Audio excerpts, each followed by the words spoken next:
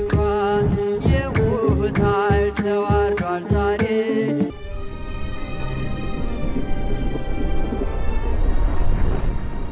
ኢየሱስ ክርስቶስ በአዳም ወደ ምድር የመጣውን ኃጢአት ለመሻር ለሰው ልጆች መዳን ይሆን ዘንድ ከድንግል ማርያም ተወልዶ መከራን ተቀብሎ ተገርፎ ተሰቅሎ በሶስተኛውም ቀን ከሞት ተነሳ። በኦርቶዶክስ ተዋሕዶ ቤተክርስቲያን አስተምሮ መሰረትም ከትንሳኤው እሁድ ቀጥሎ ያሉት ዕለታት ሰሞነ ፋሲካ ወይም ትንሳኤ እየተባሉ የሚጠሩ ሲሆን የየራሳቸው ሚስጥራዊ ስያሜም አላቸው። በስመ አብ ወወልድ ወመንፈስ ቅዱስ አሐዱ አምላክ አሜን። ክርስቶስ ተንሥአ እሙታን በአብይ ኃይል ወሥልጣን አሰሮ ለሰይጣን አግዓዞ ለአዳም ሰላም እምይእዜሰ ኮነ ፍስሐ ወሰላም። ድንጋዩ ከመቃብሩ ላይ ተንከባሎ አገኙት። ወደ ውስጥም ሲመለከቱ የጌታ ኢየሱስን አካል አላገኙትም። እሁድ የትንሳኤ ዕለት ክርስቶስ ሞትን ድል ያደረገበት የሰውን ልጅ ከዘላለም ሞት ያዳነበት ዕለት ነው። ዕለቱም ትንሳኤ የሚል ስያሜ አለው። ዛሬ እንግዲህ ጌታችን አምላካችን መድኃኒታችን ኢየሱስ ክርስቶስ ሞትን ድል አድርጎ የተነሳበት ሞት ራሱ የሞተበት ሕይወት ክርስቶስን ያገኘንበት ዕለት ነው። ለጌታችን ለኢየሱስ ክርስቶስ የትንሳኤ ቀን ነው። እሁድም ደግሞ የከበረች ዕለት ትባላለች። አትናቴዎስ የሚባል የቤተክርስቲያናችን ትልቅ ሊቅ አለና እሷን በኩረ ኩሎን በዓላት ይላታል። የበዓላት ሁሉ በኩር ታላቅ ማለት ነው። ለምንድን ነው እንደዛ የሚሆነው? ክርስቶስ ስለተነሳባት። እኛም የምንነሳበት በዚሁ አጋጣሚ እኛም የምንነሳ በዕለተ እሁድ ነው። ክርስቶስ ዓለምን የሚያሳልፈው በዕለተ እሁድ ነው እና ዛሬ እኔ ሳከብር የክርስቶስን ትንሳኤ ክርስቶስን ብቻ አይደለም አንተ በዕለተ እሁድ እንደተነሳ እኔንም ከመቃብር ታስነሳኛለህ ማለት ነው። እሞትበትን ቀን ነው እንጂ ማናውቀው እኔም ማላቀው ማንንም ሰው የማያውቀው የምንነሳበትን ቀን እናውቀዋለን። ክርስቶስ የመጨረሻውን እሁድ የትኛው እሁድ እንደሆነች አናቅም፣ ግን በዕለተ እሁድ መጥቶ ያስነሳናልና የክርስቶስን ትንሳኤ ነው በዛሬው ዕለት እያከበርን ያለነው። ግን ይሄ በራሱ ስልጣን የተነሳ ክርስቶስ እኛንም በዕለተ ሰንበት በዕለተ እሁድ ያስነሳናል ብለን ከክርስቶስ ትንሳኤ ጋር እኛን ትንሳኤ እያከበርን ነው በዚህ ዕለት።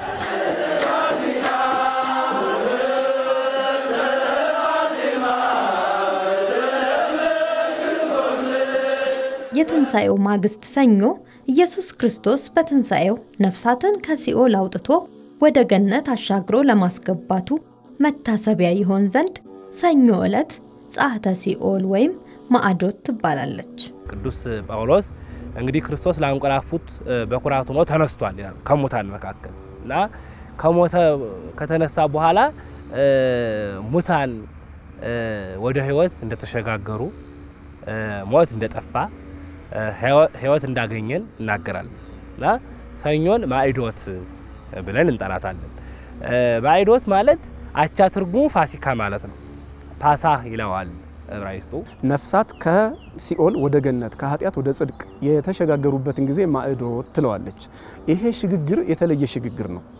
ፍጹም የሆነ ነፃነት የተገኘበት ሽግግር ነው። ከባርነት ወደ ነፃነት ከሞት ወደ ሕይወት የተደረገ መሸጋገር ነው። እንግዲህ ቅዱስ ጳውሎስ ወበከመ በአሐዱ ብእሲ አንዱ ባንዱ አዳም ኮነ ሞት ባንዱ በአዳም በኩል ሞት እንደሆነ ወበካልኡ ብእሲ ኮነ ትንሣኤ ሙታን በሁለተኛው ሰው በተባለ በክርስቶስ ደግሞ ለኛ ምን ከሙታን መካከል ተለይተን የምንነሳበት የትንሣኤን በዓል የምናከብርበት ትንሣኤያችን ሆነ። በአዳም ሰው ሁሉ በሞት ተይዞ ነበር፣ በክርስቶስ ደግሞ ሰው ሁሉ ይነሳል። ሰው ሁሉ ተስፋ ትንሣኤ ያደርጋል ማለት ነው። ማዕዶት ስንል ክርስቶስ አምላካችን ዘላለማዊ በሆነ ነፃነት ዲያብሎስ መልሶ መጥቶ ባሪያ ወደማያደርገን ተገዢዎቹ ወደማያደርገን ነፃነት ያሸጋገረን ቀን ነው። ሰው ወዶ ፈቅዶ ዲያብሎስ ተገዢ ካልሆነ በስተቀር ዲያብሎስ አሁን በክርስቲያንና በክርስትና ላይ ምንም ስልጣን የለውም። ስለዚህ ይሄንን የነፃነት ቀን ነው እያከበርን ያለነው። ማዕዶት ማለት መሸጋገር ነው። ማዕዶት ማለት ነፃነት ነው።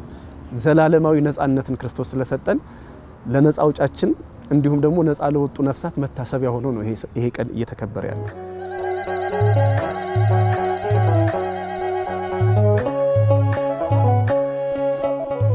ክርስቶስ በድጋሜ ለሐዋርያቱ ተገለጠ። ማክሰኞ ዕለትም በሐዋርያው ቶማስ ተሰይማ ቶማስ የሚል ስያሜ አላት። ማክሰኞ እንግዲህ ቶማስ ይባላል። እንግዲህ ይሄ ታሪኩ የሚተረከው በዳግም ትንሣኤ ነው። ግን ሊቃውንቶቻችን ብሩሃን ሆነ አይናማዎቹ ያብነት መምህራን በዚህ ዕለት የክርስቶስ መነሳት የሚተረክበት ነው። ስለዚህ በበዓል ላይ በዓል በታሪክ ላይ ታሪክ ተደርቦ ከሚውል አንዱ ታሪክ በአንዱ ታሪክ ተደርቦ ከሚውል ታሪኩ ከሚደራረብ ማለት ማክሰኞ ቶማስ ተውላል ማለት ነው። እንግዲህ በዚህ ዕለት እርግጥ በትንሳኤ የተደረገ ታሪክ ነው። ስለ ቶማስ ታሪክ ይተረካል። ቶማስ እንግዲህ ሐዋርያው ቅዱስ ቶማስ ከ12 ሐዋርያት መካከል አንዱ ነው። ነገር ግን እንደ ድል እንዳጋጣሚ ሆኖ የክርስቶስን ትንሳኤ አላየም ነበርና ወደ ሐዋርያቱ ዘንድ መጥቶ ክርስቶስ እኮ ተነሳ፣ ክርስቶስ እኮ ሞቶ ተነሳ ብለው ነገሩት። አይ እኔ አላምንም አለ። ለምን? የመጣበት ከሰዱቃውያን መካከል ነው። የመጣበት ማህበረሰብ ትንሳኤ ሙታንን አያምንም ነበር። ክርስቶስ ከተነሳ በኋላ የቀኑት ምልክት የተወጋ ቁስል የለውም። ነገር ግን ለቶማስ ምልክቱን አሳየል ገለጠለት። ምን ብሎ ገለጠለት? እና እይ ብሎ እና እጁን ሰደደ። ቶማስ ተቃጠለ ነው የሚለው። ከዚህ በኋላም ደግሞ ጌታዬ አምላኬ በማለት እንደተናገረ አምላክነቱን እንዳመነ ሊቃውንት ይናገራሉ ማለት ነው። እንደውም እንዲህ ያለው መጠራጠር በጎ መጠራጠር ነው ይላሉ ሊቃውንት። በእውነቱ አባ ጊዮርጊስ ዘጋስጫ ይሄንን ይወስድና ያ ስምዖን አረጋዊ በመጠራጠሩ ምክንያት እንዴት ድንግል በድንግል ነው ጸንሳ ተወልዳለች ብሎ በመጠራጠሩ ምክንያት ክርስቶስን አቀፈ። ቶማስም እንደ ክርስቶስ ከሙታን መካከል ተለይቶ ይነሳል ብሎ በመጠራጠሩ አንተ እንዳሰሰ ይላል። የኔን መጠራጠር ተቀበለው ሲል ነው። እንዲህ ያለው በጎት መጠራጠር ነው። ክርስቶስ እንዳስቷል ጌታዬ አምላኬም ብሏል ማለት ነው። ቶማስ የተጠራጠረው ትንሳኤ እውን ሆኗል፣ ተፈጽሟል። ቀደመ ስሙ ቶማስ ማለት ዲዲሞስ ነው፣ መንታ ልብ ማለት ነው። በእርግጥም መንታ ሞትን ያምናል፣ ትንሳኤን አያምንም። አሁን ግን አንድ ልብ ኖሮታል ማለት ነው ክርስቶስን ከነካ በኋላ። ስለዚህ የቶማስን አይኑ አድርጋ ቤተክርስቲያን የቶማስን እጆቹ አድርጋ ቤተክርስቲያን ትመሰክራለች ማለት ነው።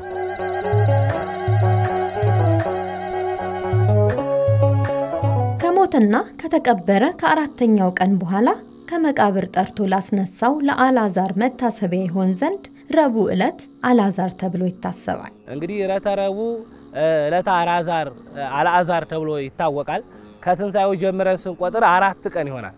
ጌታችን አምላካችን መድኃኒታችን ኢየሱስ ክርስቶስ በመዋዕለ ሥጋዌው ካደረጋቸው በጎ ነገሮች መካከል አንደኛው ይህ ነው። አልዓዛር ማለት ያው እንደሚታወቀው የቢታንያ ሰው ነው። የአልዓዛር የማርታና የማርያም ወንድም ነው።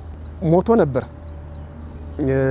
4 ቀን ቆይቷል ሞቶ። በዮሐንስ ወንጌል ምዕራፍ 11 ላይ የሱ ታሪክ አለ። ስለዚህ መድኃኒታችን ኢየሱስ ክርስቶስ ከሞተ በአራተኛው ቀን አስነስቶት ነበር። የአልዓዛር ትንሳኤ በዚሁ አስተምሮ የቅዱስ ቤተክርስቲያን አስተምሮ አልዓዛር ብላም ታከብረው ከክርስቶስ ትንሳኤ ልዩ መሆኑን የምትናገርበት ዕለት ነው። እንደሚታወቀው እንግዲህ አልዓዛር አስነሽ ይፈልጋል። ክርስቶስን ጠብቋል። ለመነሳት አልዓዛር ና ጻ ብሎታል። አልዓዛር ና ውጣ እስከሚለው ድረስ አልዓዛር በመቃብር ነበር የነበረው። ክርስቶስ ግን ካለማንም ማስነሽ ነው የተነሳው። አልዓዛርን ያስነሳው ጌታ ሞቶ ነበር። አልዓዛርን በቃሉ ያስነሳ ጌታ በስልጣኑ ተነሳ ለማለት ነው። ሁለተኛ የአልዓዛር ትንሳኤ እንግዲህ ትንሳኤ ሙታንን ይጠብቃል። ለምን? አልዓዛር ከተነሳ በኋላ ማን ሆኗል? ተመልሶ ሙቷል፣ አርፏል። ከዚህ በኋላ ደግሞ ትንሳኤ ዘጉባኤን ጠብቆ ኋላ በነገረ ምጽአት ሁላችንም በመነሳበት ወቅት እና አልዓዛርም ይነሳሉ። ክርስቶስ በመቃብር አድሮ የመቃብርን ኃይል አስወግዶታል። ሞትን ድል ነስቶታል። በመስቀል ተሰቅሎ የመስቀልን ወሰዓረ መርገመ በዲበ መስቀል መርገማችንን በመስቀል ላይ ሆኖ ምን ድል ነስቶታል። ስለዚህ ከአልዓዛር የክርስቶስን ትንሳኤ እንደሚለይ በዚህ ዕለት ታስተምራለች ማለት ነው።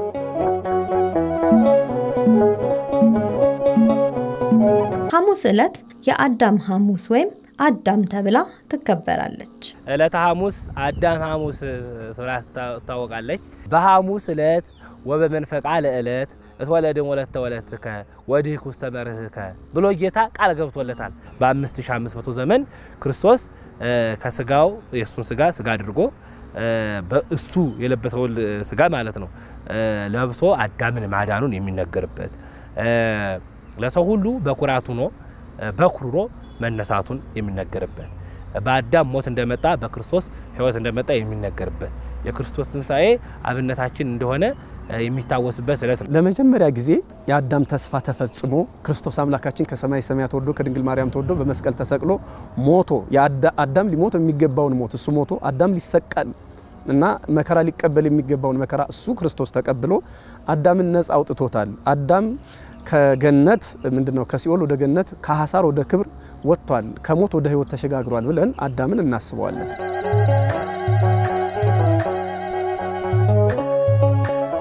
አርብ ደግሞ በክርስቶስ ደም ለተመሰረተችው ቅድስት ቤተክርስቲያን መታሰቢያ ትሆን ዘንድ አርብ ዕለት ቤተክርስቲያን ተብላ ትጠራለች።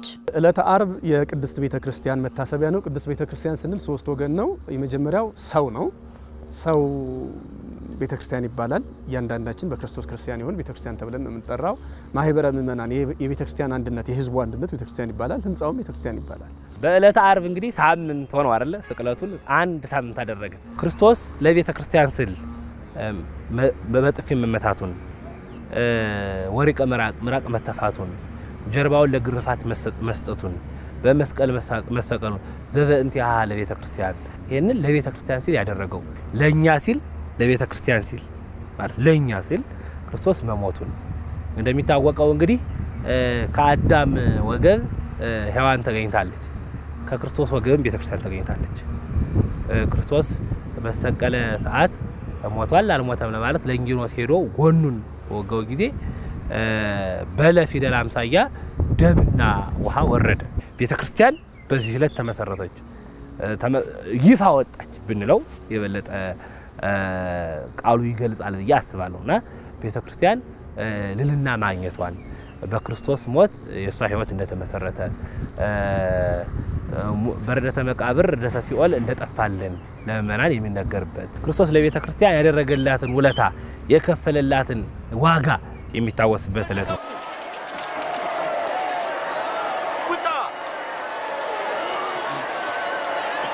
ቀዳሚት ሰንበት ቅዳሜ በስቅለት ዕለት እያለቀሱ እስከ ቀራንዮ ድረስ ለተከተሉት በትንሳኤው ዕለት በሌሊት ወደ መቃብሩ ሽቶና አበባ ይዘው ለገሰገሱት ሴቶች በትንሳኤውም ክርስቶስ ከሁሉ አስቀድሞ ለተገለጠላቸው ቅዱሳት አንስት መታሰቢያ ሆና ቅዱሳት አንስት ተብላ ትጠራለች። ሁሉም ሐዋርያት ተበታትነው በነበረበት ጊዜ ማን እንደቀበረው እንዴት እንደተቀበረ እንኳን ያየ ሐዋርያ ብዙ አልነበረም። እንዳልኩት ዮሐንስ ነው የነበረው ከናቱ ከድንግል ማርያም ጋር ሁሉም ተበታትነዋል። ዮሴፍና ኒቆዲሞስ ናቸው የቀበሩት የገነዙት። የክርስቶስን መቀበር ከሰሙ በኋላ መከራውን ካዩ በኋላ ሴቶች የክርስቶስን ትንሳኤ በሌሊት እየሄዱ ማየት የቻሉ እነሱ ናቸው ሲመላለሱ ያደሩ። ወንዶች ሁለት ነገር ፈርተዋል ጨለማና አይሁድን ክርስቶስ እንደሰቀሉ እኛም ይሰቅሉናል ብለው ፈርተዋል። ሴቶች ግን ጨለማውንም አልፈሩ አይሁድንም አልፈሩ። እጅግ ጠንካራ የሆኑ ወንዶች በፈሩበት ጊዜ ሐዋርያት በፈሩበት ጊዜ ሴቶቹ ሰማይና ምድር ሳይለያይ በጨለማ የሚገርመው ወደ ሌላ መንደር ቢሄዱ አይገርምም ነበር ወደ መቃብር ሄዱ። ሰው እንኳን በጨለማ በቀን ራሱ ወደ መቃብር አይሄድም። ሰው ወደ መቃብር ሲሄድ እየፈራ ነው የሚሄደው። እነዚህ ግን ሴቶች በሌሊት ተነስተው ወደ መቃብር ሄዱ። መጀመሪያ ማርያም ቅድስት ድንግል ማርያም መሄዷን ወደ መቃብር ከዚያ ቀጥሎ ደግሞ እነ ማርያም መግደላዊት ከዛ እነ ማርያም ባውፍሊያ ኋላም ደግሞ ወንዶቹ ተከትለዋቸዋል ማለት ነው። እና በዚህ ዕለት ዋውን ኮርኮራ ለይእቲ እብን ይችን ድንጋይ አንከባልላት እና በላዋ ተቀመጠ። ይሄ መልአክ ምን ይመስል ነበር ካሉ ቅዱሳት አንስት የታያቸው መልአክ ማለት ነው። ወርእየቱ ከመብረቅ ወአልባሲውኒ ጻዳ ከመበረድ ልብሱ እንደ በረዶ ነጭ ነበር። ዛሬ በቤተክርስቲያን የትንሳኤ ዕለት ሁሉም እንደው ያለው አዲስ አሰፍቶ የሌለው ያለውን ከውሃ አድርሶ ነጭ ለብሶ ነው ከቤተክርስቲያን የሚመጣው። ነጭ ለብሶ የሚመጣው እና ትንሳኤ የዚህን የመላኩን በስርዓት እና አንተነሳ ይተፍራሃ እናንተ ሴቶች እናንተ አትፍሩ እናንተ ማን እንደምትፈልጉ አውቃለሁ። ግን ክርስቶስ እንደተናገረው የለም ከዚህ ሞትን ድል አድርጎ ተነስቶ ሄዷል። ሕያውን ከሙታን መካከል ለምን ትፈልጋላችሁ? በዚህ የለም ተነስቷል። የሞት ዜና በሴት በሔዋን በኩል ወደ ዓለም መጣ። እንደገና ደግሞ የዓለም ትልቁ ተስፋ ትንሳኤ በሴቶች ተነገረ ማለት ነው። ሴት ናት ክርስቶስ ተነስቷል የሚለውን ዜና ለዓለም የተናገረች። ስለዚህ የሴቶችን ክብር ቤተክርስቲያን የምታስብበት ቀን ነው ማለት ነው። የትንሳኤው ምስክር እነሱ ናቸው። ቅዱስ ያሬድ አንስታን ከራ ትንሳኤው ነገራ ነው ሴቶች ተደነቁ አስደነቁን ትንሳኤውንም መሰከሩ እያለ ይዘምርላቸዋል። ሁላችሁ ድንጋዩ ተንከባሎ አገኘነው ወደ ውስጥ ስንገባ የጌታን አካል አጣነው የለም። እሁድ የዳግማ ትንሳኤ የዋናው ትንሳኤ ሳምንት ክርስቶስ በትንሳኤው ዕለት ማታ በዝግ በር ገብቶ በቅዱሳን ሐዋርያት መካከል ተገኝቶ ሰላም ለእናንተ ይሁን ብሎ የትንሣኤውን ምስጢር ለሁለተኛ ጊዜ የገለጠበት ዕለት በመሆኑ የትንሣኤው ሳምንት እሁድ ዳግማ ትንሣኤ ተብሎ ይጠራል። በስምንተኛው ቀን ማለት ነው ከእሁድ ጀምረን ስንቆጥር በስምንተኛው ቀን ዳግም ትንሣኤ ብለን እናከብራለን። በዚህ ዕለት ኢየሱስ ክርስቶስ በዝግ ቤት የገባበት ነው። ለክርስቶስ እነዚህ ደቀ መዛሙርቱ የሆኑት ፍጹም መነሳቱን ባይናቸው አላዩ ከጥቂቶች በስተቀር ማለት ነውና አንድ ላይ ሆነው በዝግ ቤት ሳምንቱ ሙሉ ፈርተው ይያለ ማለት ነው። በዝግ ቤት እነሆን የተነስቻለሁ ነው። በተዘጋ ቤት በተዘጋ ማህፀን ድንግልናዋን በጠበቀች እናት ገብቼ እንደተጸነስኩ ሁሉ አሁንም በተዘጋው ቤታችሁ ገባሁ ሰላም ለእናንተ ይሁን ያለበት ቀን ነው ዳግም ትንሣኤ። ክርስቶስ በዝግ ነገሮች ሶስት ነገር አድርጓል። በዝግ ማህፀን ገብቷል፣ ወጥቷል ማይተመ ድንግልናውን ሳያፈርስ። በዝግ መቃብር ተነስቷል፣ በሩን ቁልፉን ሳይፈታ። ሶስተኛ በዝግ ቤት ገብቷል። ትንሣኤው ነግራቸዋል። እኔ ነኝ ብሏቸዋል። ዶማ አላመሩት ምትሃት የሚያው መስሏቸው ነበር። እና ቶማስ የዚህለት ነው እንግዲህ ቅድም ማክሰኞ ዕለት የተረከነውን ታሪክ የተደረገው ማለት ነው። ዳግም ትንሣኤ እንደዋለን የትንሣኤው ሳምንት ነው። አግብኦተ ግብርም ይባላል በቤተ ክርስቲያን። ግብረ ዘወሀብከኒ ፈጸምኩ የሰጠኸኝን ስራ እነሆ ጨረስኩ ብሎ ክርስቶስ ማስረከቡን እኔን ወደ ዓለም ሰደኸኝ ነበር፣ ውረድ ተወለድ ሙት ተሰቀል ብለኸኝ ነበር፣ ይሄው ጨርሻለሁ። ክርስቶስ 3 ጊዜ በጥብርያዶስ ባህር በዳግም ትንሣኤ በዚህና የትንሣኤው ዕለት ታይቷቸዋል ለሁሉም ለመላው ማለት ነው። ግን ለአንዱም ለሁለቱም በእያንዳንዱ ቀን ሳይገለጽላቸው ውሎ አድሮ ያቅም ነበር ዳሉ የሐዲስ ኪዳን መተርጉማና ለሁሉም የታየበት ቀን ነው። በዝግ ቤት ገብቶ እጁን ያሳየበት ጎንዱን የተወጋበት ዕለትን ያሳየበት እሱ መሆኑን እንዲያምኑ ቀርቦ ያነጋገራቸው ዕለት ነው ማለት ነው። ለምንስ ጥርጣሬ ወደ ህሊናችሁ መጣ? እጆቼን እግሮቼን ተመልከቱ፣ እኔው ራሴ እንደሆንኩም እዩ። ግን ኋላ ደግሞ በሚስጥር ደግሞ ስንቆጥረው 8ኛው ቀን ክርስቶስ በ8ኛው ሺህ ዳግም ትንሣኤ ሁላችንም ዳግም መጥቶ እንደሚወስደን የምናገርበት ይሄ ምግብ ነው።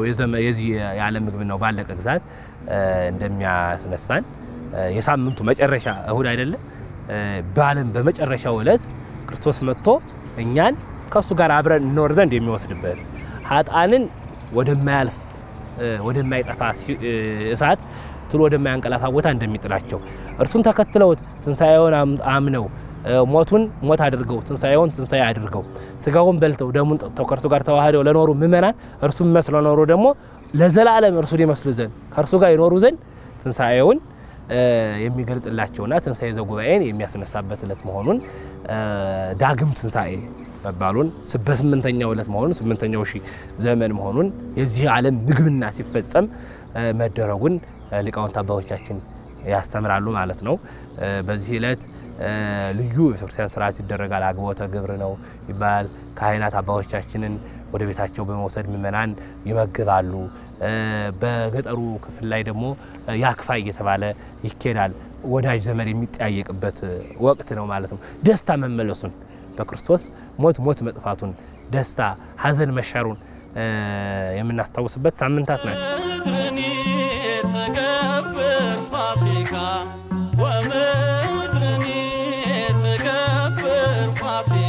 በአጠቃላይ በቤተ ክርስቲያን በሰሙነ ፋሲካ የሚፈጸመው መንፈሳዊና ሐዋርያዊ አገልግሎት ልክ እንደ መጀመሪያው የትንሣኤ ሥርዓት ሆኖ ይከናወናል።